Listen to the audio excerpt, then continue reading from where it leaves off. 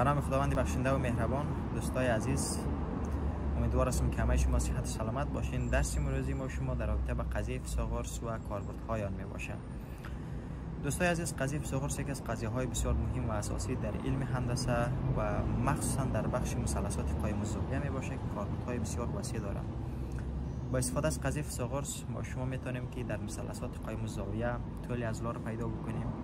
در هندسه تحلیلی میتونیم که فاصله بین نقطه ها رو پیدا بکنیم، مخصوصا دو نقطه. و در علم فیزیک و مهندسی برای دریافت قوه ها و وکتورها قضیه فیثاغورس یکی از بهترین روش ها می باشه. خب قضیه فیثاغورس به ما شما میگه که در یک مثلث قایم الزاویه مربع طول ضلع وتر مساوی است به مجموع طول مربعات اضلاع قایم. به خاطر حل این مسئله و به خاطر که شما را بهتر درک بکنید، ما یک مثلث قایم الزاویه را اینجا به شما نشان میدم و به شما میگم که مفهوم قضیه فیثاغورس چی است. دوستای عزیز، مثلث قایم الزاویه می باشه. مثلث قایم الزاویه مثلث که یک زاویه‌اش 90 درجه باشه، درست؟ قضیه فیثاغورس به ما شما میگه که در مثلث قایم الزاویه طول ضلع وتر که بزرگترین ضلع می باشه از نظر طول، مربع یعنی طول ضلع وتر مساوی است به مجموع مربعات دو تا ضلع مقابل، درست؟ مثلا اگر این ضلع ما ضلع A باشه، این ضلع ما ضلع B باشه و این ضلع ما ضلع C باشه، ما میگیم که مربع ضلع C ما یعنی C مربع مساوی میشه به A مربع جمع B مربع، درست؟ خب به خاطر که شما بهتر درک بکنید، ما برای تخته چند تا مثال به شما کار میکنم. بله دوستای عزیز، همونطور که قبلا گفتیم در ریاضیات قضیه فیثاغورس یک رابطه بنیادی هندسه اقلیدوسی بین سه ضلع مثلث قایم الزاویه هست. این قضیه بیان میکنه که مساحت مربعی که ضلعش وتر است، یعنی سمت مقابل زاویه قائمه، برابر با مجموعه مساحت های مربع های دو ضلع دیگر می باشه. چه رقم؟ مثلا میگم مساحت اینمی مربع ما که عبارت از C مربع هست مساوی می شود به مساحت مربع، درست، A مربع جمع مساحت مربع دیگری. خب به خاطر که ما ایرا ثبوت بکنیم که آیا همین فرمول درست است، قیمت ها را جایگزین میکنیم. C مربع به جای C قیمتش میمونیم 5 مربع مساوی میشه به A مربع قیمتش چند است؟ 4 مربع جمع قیمت ضلع B هم چند است؟ 3 مربع. 5 رو اگر مربع بکنیم چند میشه؟ 25 مساوی میشه به 4 که مربع شد میشه 16 جمع 3 که مربع کنیم میشه 9. خب 25 مساوی میشه به 16 جمع 9 چند میشه؟ 25. پس ما دریافتیم که این فرمول صادق است. خب دوستای عزیز، در این مثال توجه بکنید. در مثلث پایین قیمت x را دریابید.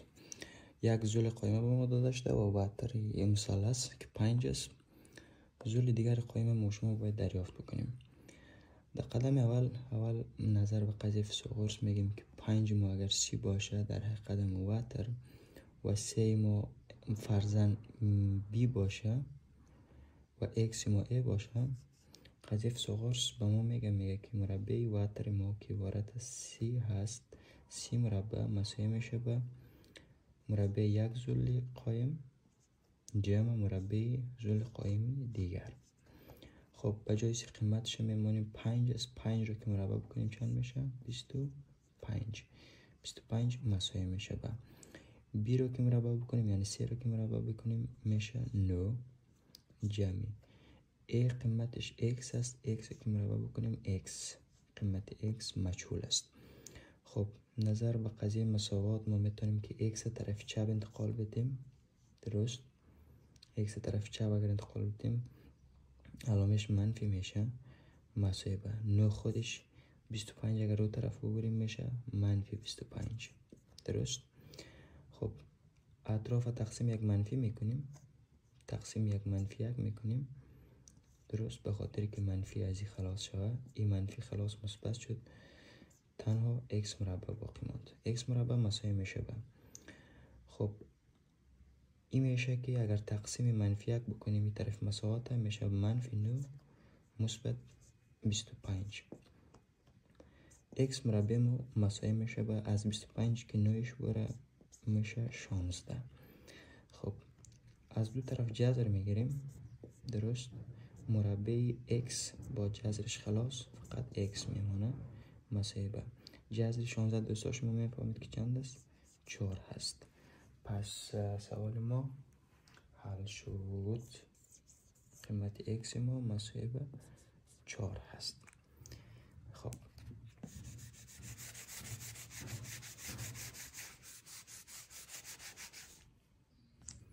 خب دوستای عزیزی هم یک مثال دیگه است. دو تا زول قایمه را به ما شما داده که یکیش 2 واحد است یکیش 7 واحد. در اینجا قیمت x یعنی وتر ما نامعلوم است. خب بازم با استفاده از قاعده فیثاغورس ما شما اول نامگذاری میکنیم، میگیم که 7 ما فرزن اگر a باشه، 2 فرزن b باشه و وتر ما که وارد از x است c باشه. با استفاده از قاعده فیثاغورس ما میگیم که c مربع ما مساوی میشه به a مربع ما جمع b مربع ما. خب به جای c قیمتش میمونیم که x مربع هست مساوی میشه به جای a قیمتش میمونیم 7 و به جای b هم قیمتش میمونیم 2.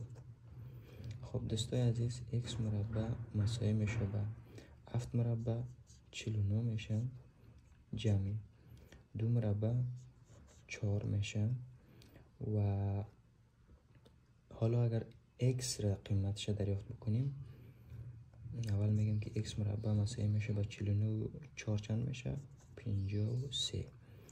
از دو طرف جذر میگیریم تا قیمت خالص x را دریافت بکنیم. قیمت x ما مساوی میشه به مثبت منفی جذری 53. مربع با جذر خلاص قیمت x مثبت منفی جذر 53 شد. ما فقط قیمت مثبت جذر 53 رو کار داریم، پس ایره میگیم که x مساوی میشه به جذر 53. تشکر.